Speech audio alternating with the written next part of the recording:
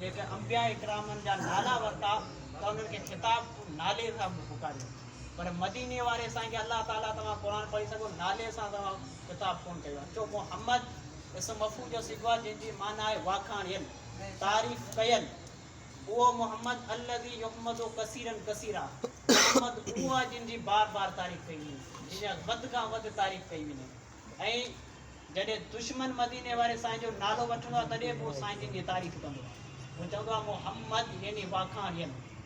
अजीज़ो दोस्तो, अल्लाह ताला हज़रत आदम अलैहिस्सलाम खे क़ुरान में फरमायो, या आदम मुस्कुन अंत व ज़ौजुकुल जन्नत, ए आदम तूं ऐं तुंहिंजी घरवारी जन्नत में रहो।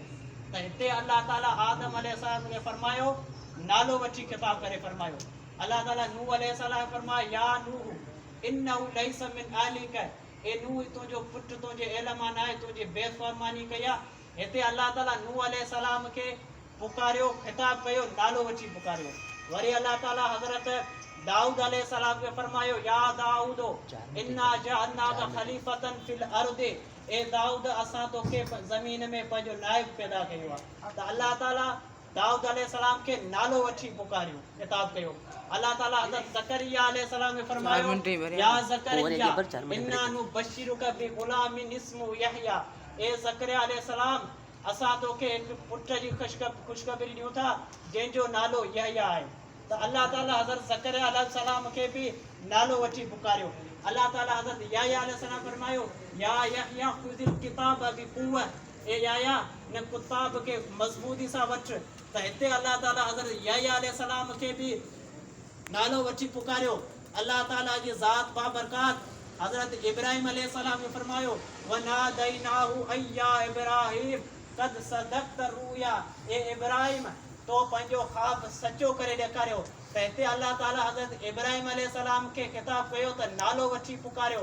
वरी अल्लाह ताला हज़रत मूसा अलैहिस्सलाम फरमायो, वमा तिल्का बियमीनिक या मूसा, ए मूसा तुंहिंजे साॼे हथ में छा आहे। त अल्लाह ताला हज़रत मूसा अलैहिस्सलाम खे खिताब फरमायो, नालो वठी पुकारियो।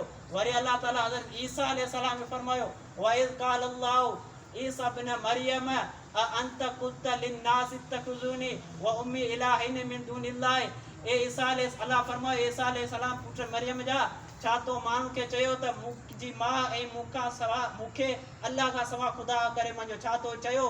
त अल्लाह ताला अलगरत आदम अलैहिस्सलाम खां ईसा अलैहिस्सलाम ताईं जेका बि नबी आहे अल्लाह ताला उनखे नालो वठी पुकारे खिताब करियो।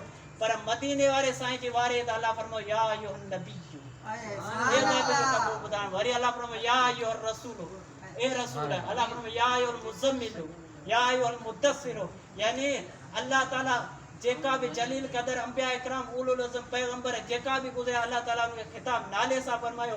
पर मदीने वारे साईं जो शान जो अल्लाह ताला साईं जो डालो न वरी सुहिणनि लक़बनि सां खिताब फरमायो। सुभान अल्लाह, अज़मते मुस्तफ़ा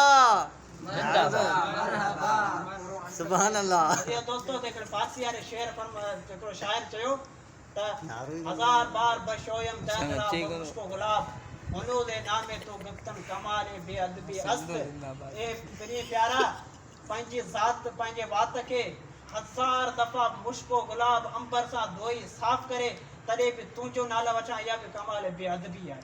साईं जो नालो हो, उहो नालो जो अगर नाम में मोहम्मद रहा नया उर्दे शफी आदम, ना आदम याफ्ते तौबा, ना नू असगर के नजीना।